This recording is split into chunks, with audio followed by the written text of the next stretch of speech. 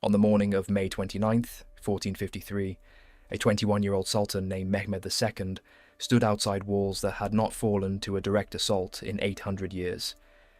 The Theodosian walls of Constantinople had turned back Avars, Persians, two separate Arab sieges, Bulgars, Rus raiders, and armies whose names have been forgotten by everyone except the historians who study exactly this kind of thing. Triple-layered defences, a moat, towers every 50 metres, the single most sophisticated fortification system the medieval world had ever built. For 8 centuries, the city behind them had been the wealthiest, most strategically vital place on Earth, sitting exactly where Europe touches Asia, controlling every meaningful trade route between the two. Mehmed had spent years preparing for this exact morning. He commissioned cannons larger than any built before them, bronze monsters that took 60 oxen to move and could put a stone ball through a wall that had shrugged off 1,000 years of siege engines. For 55 days his guns hammered the Theodosian walls without pause. On the final night, the walls cracked.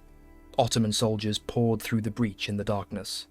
Constantine XI, the last Roman emperor, the final man to hold a title that traced back unbroken to Augustus, tore off his imperial regalia so nobody would recognize and ransom him, and charged into the breach with what remained of his men. His body was never identified with certainty. He simply disappeared into the fighting, the last Roman soldier in an empire that had called itself Roman for over 2,000 years, dying with a sword in his hand rather than a crown on his head. By mid-morning it was over. Mehmed allowed his army 3 days to plunder the city, a mercy by the standards of the age, considerably lighter than what Christian crusaders had done to the same city 2.5 centuries earlier. Then he rode to the Hagia Sophia, the greatest church in Christendom, and ordered it converted into a mosque. Constantinople was renamed Istanbul.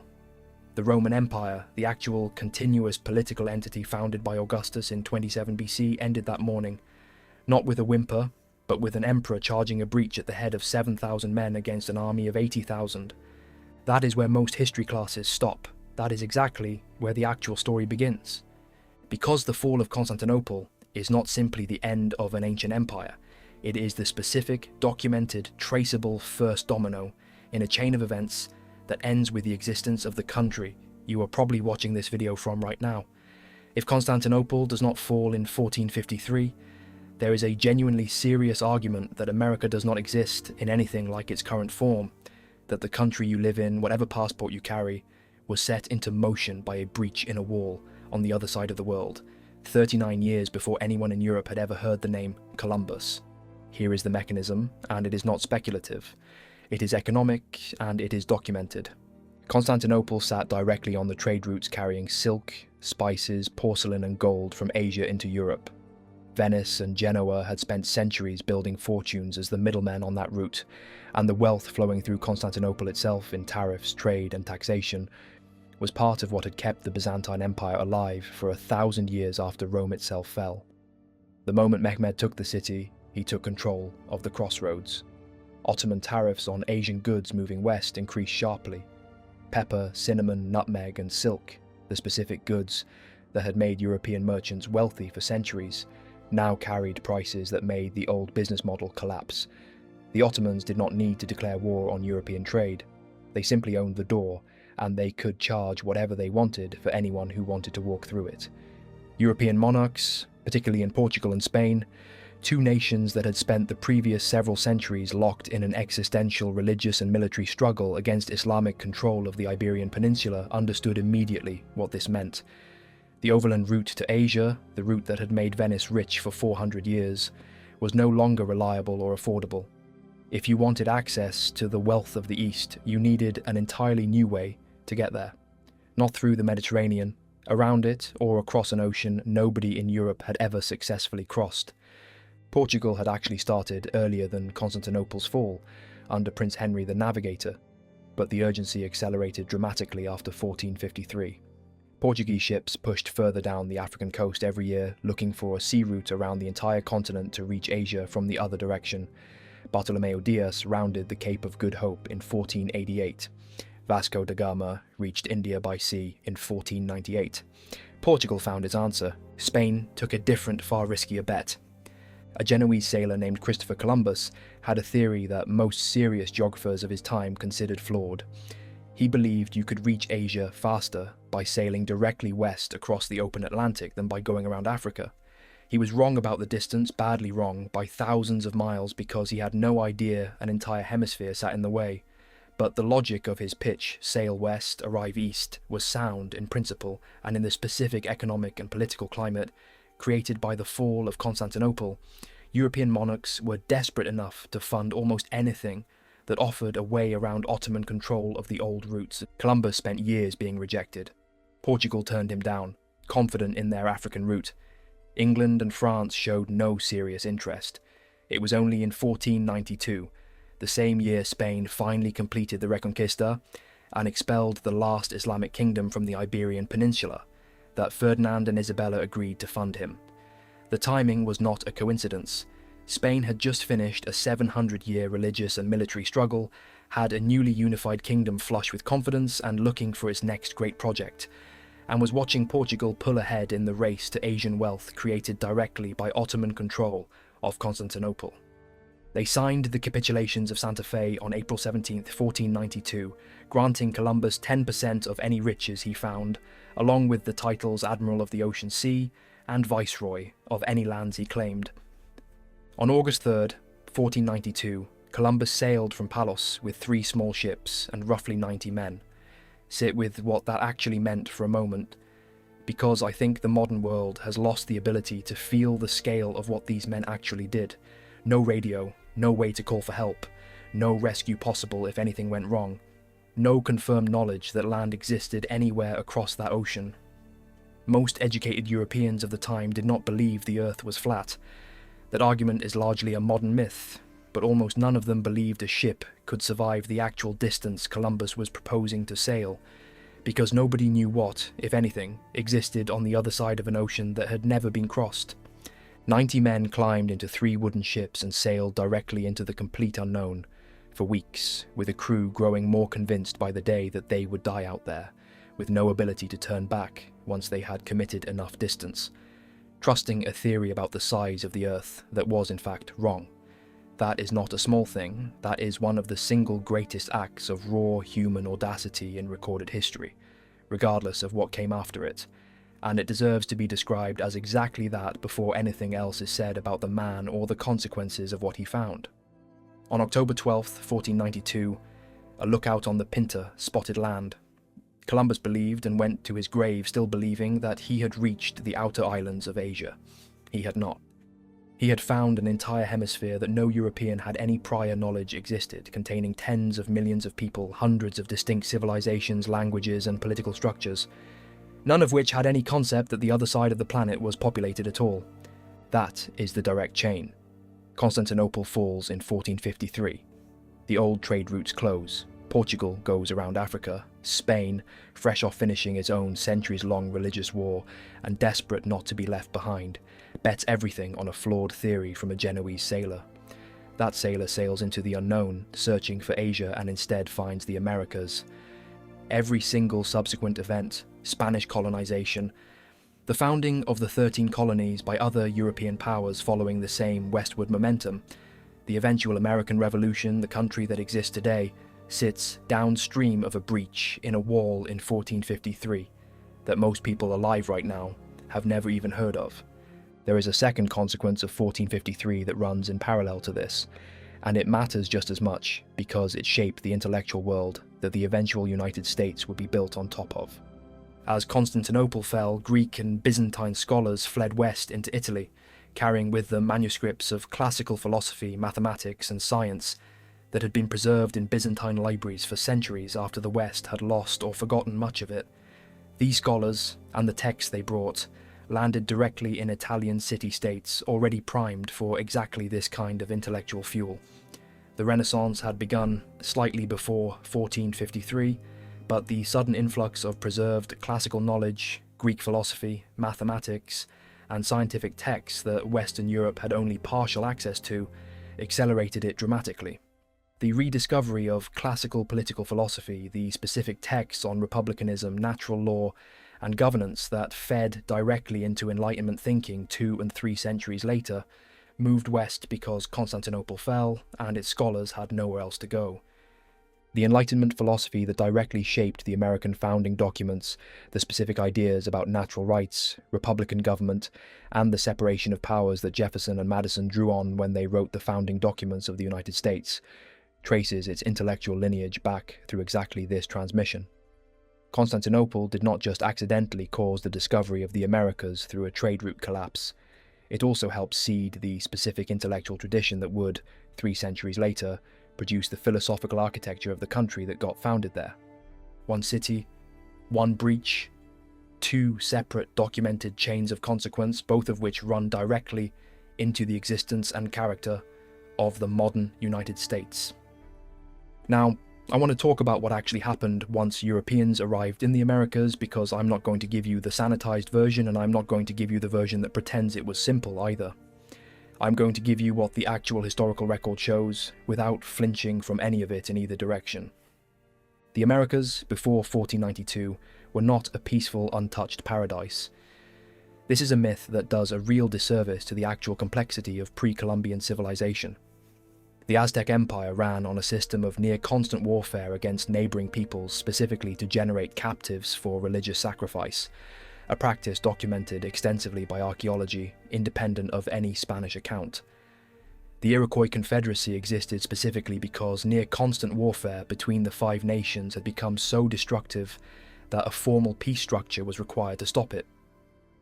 Tribal warfare across North America, over hunting grounds, over captives, over specific historical grievances passed down through generations, was constant, real, and often brutal, exactly as it was on every other populated continent on Earth throughout human history.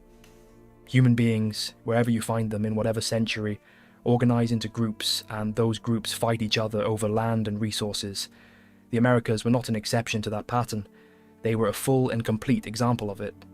What happened after 1492 was catastrophic, and the actual scale of it deserves to be stated honestly rather than minimized in either direction.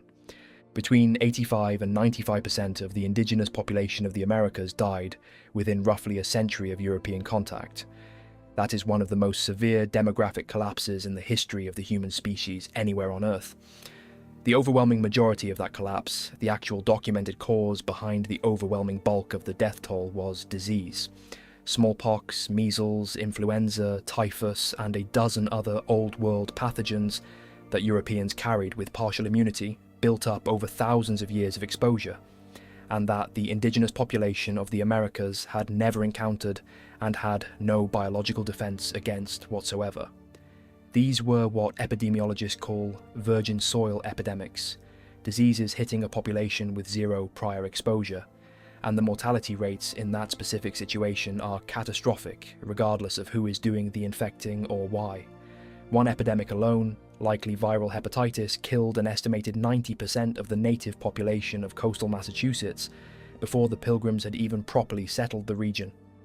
The Caddo people of what is now Texas and Arkansas fell from roughly 200,000 people to 1,400, a collapse of 96%, from disease that spread ahead of any sustained direct contact in many cases, moving through trade networks faster than the Europeans carrying it ever personally travelled. This was not, for the overwhelming majority of that death toll, a deliberate campaign. Nobody in 1493 understood germ theory. Nobody could have engineered that outcome even if they had wanted to, because the actual mechanism of disease transmission would not be understood by anyone, European or otherwise, for another 350 years. The honest, unflinching historical reality is that the single largest demographic catastrophe in recorded human history was, in its overwhelming majority, an accident of immunology, the specific, brutal consequence of 2 populations that had been biologically separated for over 10,000 years, suddenly making contact. That is not the whole story, and pretending it is would be exactly the kind of dishonesty I am not interested in giving you. Real, documented, deliberate violence happened too, and it does not need exaggeration and it does not need denial. It simply needs to be stated plainly. The Trail of Tears in the 1830s forcibly removed tens of thousands of Cherokee, Choctaw, Creek, Chickasaw, and Seminole people from their ancestral lands under direct federal policy, and an estimated 4,000 or more died on that march from exposure, disease, and starvation, a policy decision made by named politicians who are on the historical record.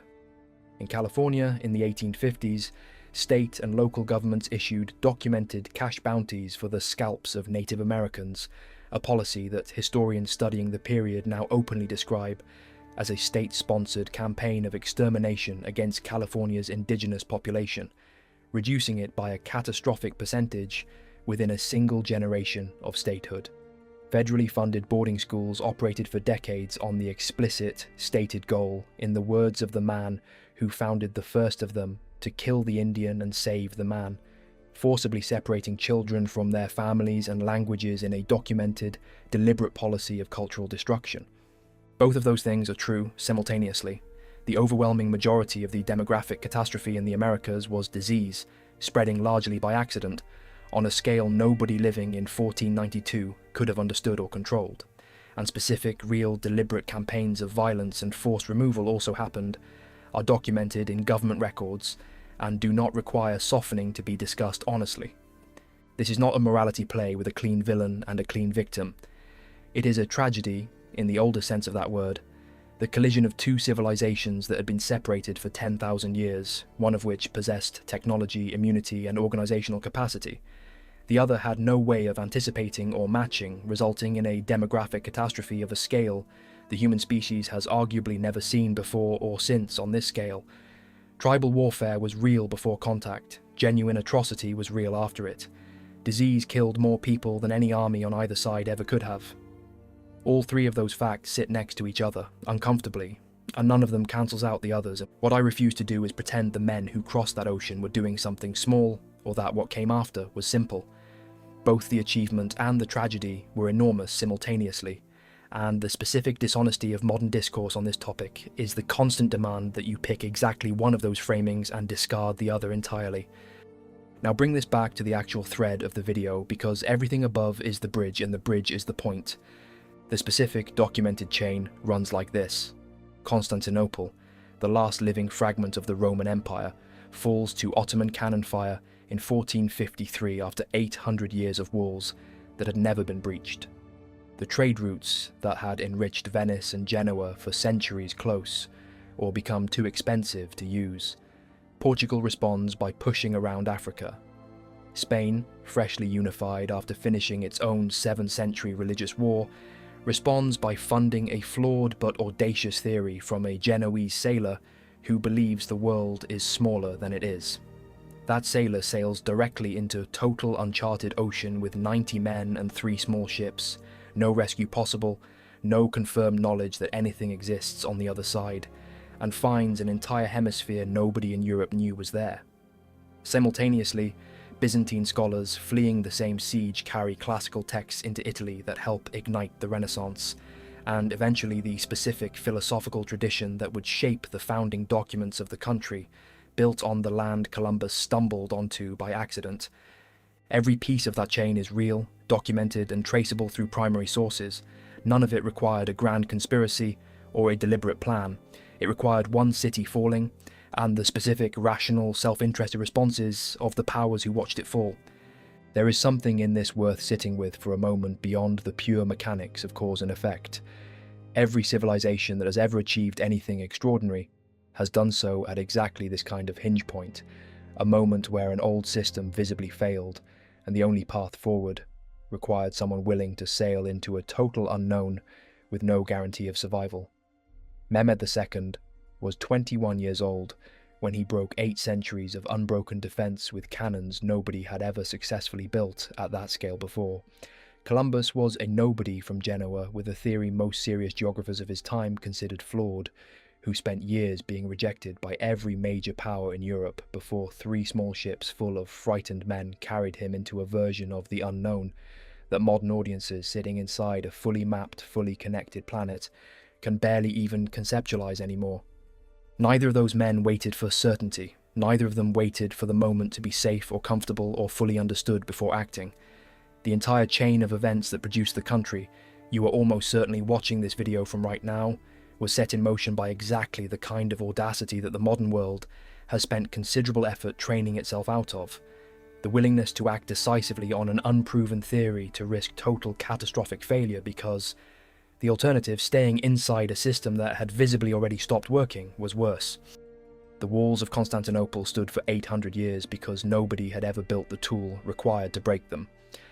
Then someone did, and everything after that moment reorganized itself around the new reality, whether anyone alive at the time understood the scale of what was actually happening or not. Mehmed II did not know he was closing a trade route that would eventually put a Spanish flag on a Caribbean beach. Columbus did not know he was about to found a hemisphere-spanning civilization instead of finding a shortcut to Chinese silk. Neither of them were operating with the benefit of hindsight this video has. They were simply the individuals willing to act, decisively and irreversibly, at the exact moment history handed them the opening to do it. That is the actual lesson sitting underneath 400 years of consequence. Not a comfortable one, and not one that resolves into a simple moral. The modern world exists because a wall fell in 1453, because a sailor refused to accept that the old routes were the only routes, and because an entire hemisphere of people who had built genuine, sophisticated, complex civilizations across 10,000 years of isolation had no possible way to anticipate what was about to cross the ocean toward them. One breach, one voyage, one collision between two worlds that had never known the other existed. But the chain of causation is only half the story. The texture of how that first breach actually happened, and the two men standing on opposite sides of it, deserves far more than a headline before this video is finished. I want to go back and spend more time inside the siege itself, because most people who have heard of the fall of Constantinople know the headline and nothing of the actual texture of what happened over those 55 days, and the texture is where the real weight of this story lives. Constantinople in 1453 was not the city it had been at its peak. Centuries of decline, plague, and the earlier catastrophic sack by the Fourth Crusade in 1204 had reduced its population from roughly 400,000 people at its height to somewhere between 40 and 50,000 by the time Mehmed's army arrived. An empire that had once stretched from Spain to Persia had shrunk to little more than the city itself and a handful of scattered territories. The Byzantines knew what was coming. Constantine XI sent increasingly desperate letters to every major power in Western Christendom, begging for reinforcements, for ships, for anything. Most of those letters went unanswered, or were answered with polite regret and no actual men.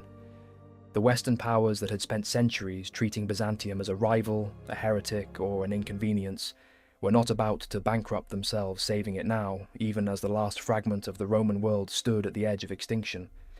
The defenders numbered somewhere around 7,000 men, many of them Genoese mercenaries fighting for pay rather than faith, facing an Ottoman force that most serious estimates place between 60 and 80,000. Mehmed's engineers had built the largest cannon constructed up to that point in human history, a bronze monster over 25 feet long that required a team of 60 oxen just to move it into position and could fire a stone ball weighing over half a ton. It took hours to reload between each shot, and it could only be fired a handful of times per day before the barrel needed to cool, but each impact tore sections out of walls that had never previously been breached by any siege weapon in 8 centuries of continuous use. For 55 days the city held. The defenders repaired breaches at night using whatever materials they could find, rubble, timber, anything that could slow the next assault. Mehmed offered terms of surrender multiple times, offering to spare the population if the city simply opened its gates. Constantine XI refused every single time, understanding fully what refusal meant for himself and for the city, and choosing it anyway. That is worth sitting with. A man in his mid-40s, ruling the smoking remnant of an empire that had once governed the known world, was offered his own survival in exchange for surrender, and chose to die in the breach instead.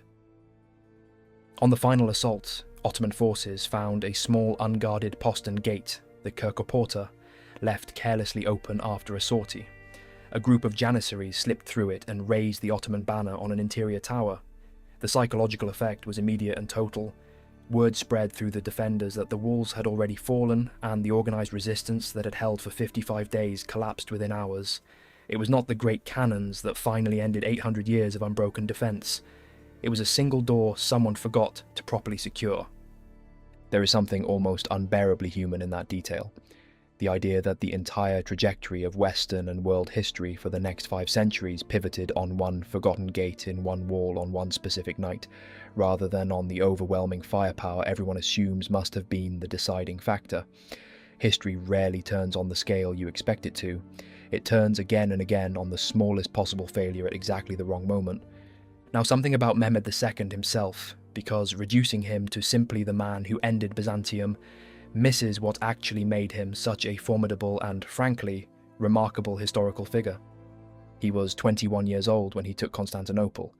He had already been declared Sultan once as a young teenager, briefly before his father Murad II reclaimed the throne, and had spent his adolescence being educated in mathematics, engineering and multiple languages by some of the finest tutors available in the Ottoman world, reportedly fluent in Turkish, Arabic, Persian and Greek by the time he became Sultan permanently. He personally understood siege engineering well enough to oversee the design of cannons that pushed the technology of the era past its previous limits. After the conquest, rather than simply razing the city, he immediately began repopulating it, actively inviting people of multiple faiths and backgrounds to return and rebuild, understanding correctly that Constantinople's actual value was not the walls, but the commercial and cultural network the city represented. He converted the Hagia Sophia into a mosque, yes, but he also preserved the building itself rather than destroying it, and it stands today still as one of the most significant architectural achievements in human history, having survived under 3 different religious identities across 15 centuries. Whatever else is true about the fall of Constantinople, it was not achieved by an unremarkable man, and understanding the actual scale of what Mehmed accomplished, ending an unbroken 800-year defensive record at the age of 21 through a combination of genuine technical innovation, patience, and psychological warfare, is part of understanding why the shockwave it sent through Europe was as severe as it actually was. Now back to the European response, because there is more texture worth adding here too. The fall of Constantinople did not simply inconvenience European trade, it fundamentally terrified Western Christendom in a way that is difficult for a modern secular audience to fully appreciate.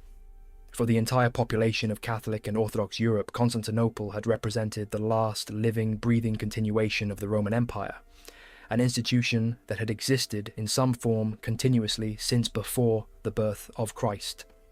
Its fall was read across Europe not simply as a military defeat, but as something closer to an apocalyptic event, a sign that God's favour had shifted, that the entire civilizational order, built on top of Roman and Christian continuity, had just suffered a wound that might never heal. Pope Nicholas V called for a new crusade almost immediately. It never materialized in any serious form. The individual kingdoms of Europe were too fractured, too suspicious of each other, too exhausted by their own internal conflicts to mount the kind of unified response the moment seemed to demand. That failure of unified response is itself part of the reason the westward individualistic gamble of men like Columbus became the actual answer, rather than a coordinated continental military response. Europe could not agree on how to fight the Ottomans directly. What it could do, because it did not require consensus, was fund individual, high-risk commercial ventures that promised to root around the problem entirely rather than confront it head-on. Portugal did this through decades of patient incremental voyages down the African coast. Spain did it, in the end, through a single enormous, almost reckless bet on one man's flawed but ultimately consequential theory. The specific European response to civilizational trauma in 1453 was not war. It was audacity, channeled into exploration, because the alternative direct confrontation with an Ottoman Empire that had just demonstrated overwhelming military and technical superiority was simply not viable. I think there is something worth extracting from that specific historical pattern because it repeats. Civilizations that suffer a genuine, undeniable defeat rarely recover by attempting to refight the exact battle that defeated them. They recover, when they recover at all, by finding an entirely different axis on which to compete. Europe could not beat the Ottoman Empire militarily in the Eastern Mediterranean in 1453 and did not seriously try to for centuries afterward. It instead built an entirely new global commercial and colonial network across the Atlantic that within 2 centuries made the specific trade advantage the Ottomans had captured in 1453 almost irrelevant, because the actual centre of global economic gravity had shifted somewhere the Ottomans had no presence at all. That is not a small insight. An empire that had just delivered the single most consequential military defeat in Christian European history within living memory did not get outfought. It got outmanoeuvred across an ocean it never saw coming by the specific civilizational habit of responding to catastrophic failure with lateral audacity rather than repeated direct confrontation. Now let me bring the Renaissance thread back in properly, because I gave it one paragraph earlier and it deserves considerably more than that, given how directly it also feeds into the eventual character of the United States.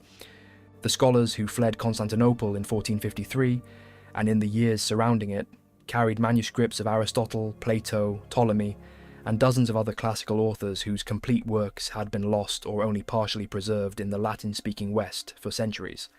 Men like Cardinal Bessarion, a Greek scholar who had converted to Catholicism and relocated to Italy before the final fall, brought with him one of the largest private libraries of Greek manuscripts in existence, which he eventually donated to Venice, forming the foundational core of what would become one of Europe's great libraries. Other Byzantine scholars took up teaching positions across Italian universities, personally instructing a generation of Italian humanists in Greek, a language that had become almost entirely inaccessible in Western Europe during the preceding centuries. This mattered enormously because the specific texts these scholars carried were not simply literature. They included political philosophy, natural philosophy, and mathematics that had been developed under Greek and Roman civic traditions, republicanism, natural law, structured deliberative governance, ideas that had existed in fragmentary or second-hand form in the West, but now arrived essentially complete in the original language, carried by native speakers who could teach them properly for the first time in centuries. Trace that thread forward. The Italian Renaissance produces a renewed engagement with classical political philosophy. That engagement spreads north over the following 2 centuries, feeding directly into the Enlightenment political theory of men like Locke, Montesquieu and Rousseau. Those specific thinkers drawing on a classical tradition that reached them in no small part because Byzantine scholars fled a burning city with libraries under their arms, are the direct intellectual ancestors of the political philosophy that Jefferson, Madison and the other American founders explicitly cited when they built the specific structure of the United States Constitution: separation of powers, natural rights, republican government structured to prevent the concentration of power in a single office.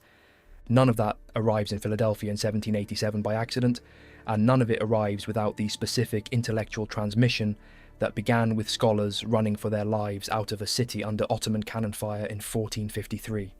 The wall breaks, the scholars flee, the manuscripts move west, the ideas take root in Italy, then spread across 2 centuries of European intellectual development, and eventually get written into the founding document of a country on a continent that, at the moment those manuscripts first crossed into Italy, nobody in Europe even knew existed. 2 separate chains running in parallel, both beginning at the exact same siege. One purely economic, forcing Spain to fund a voyage that finds an entire hemisphere by accident. One purely intellectual, seeding the philosophical tradition that would eventually organise the government of the nation built on that hemisphere. Neither chain requires the other to be true. Both are independently documented, and they both begin on the same 55 days at the same set of walls under the same 21-year-old Sultan's cannon fire. I want to close by returning to the human scale of this because it is easy, when you are tracing a chain of causation across 5 centuries, to lose the individual people who actually lived through each link of it. Constantine XI did not know, as he tore off his imperial regalia and charged into the final breach, that his death would eventually be traced by people watching video essays on a device he could not have conceived of 5.5 centuries later, as the opening event in a chain that produced an entire hemisphere-spanning civilization he never knew existed. He knew only that the city his family had ruled for generations was falling, and that the specific choice available to him was survival through surrender or death through resistance, and he chose the second for reasons that were entirely his own, rooted in a specific understanding of duty and legacy that predates and has nothing to do with anything that happened afterward. Columbus did not know, as he stood on the deck of the Santa Maria watching 90 increasingly terrified men question whether they would ever see land again, that he was about to add an entire hemisphere to the known map of the world. He believed until the day he died that he had found a new route to Asia. And it was other men coming after him who eventually understood the actual scale of what his voyage had accidentally accomplished. Neither of them were acting with the knowledge this video has the luxury of applying retroactively.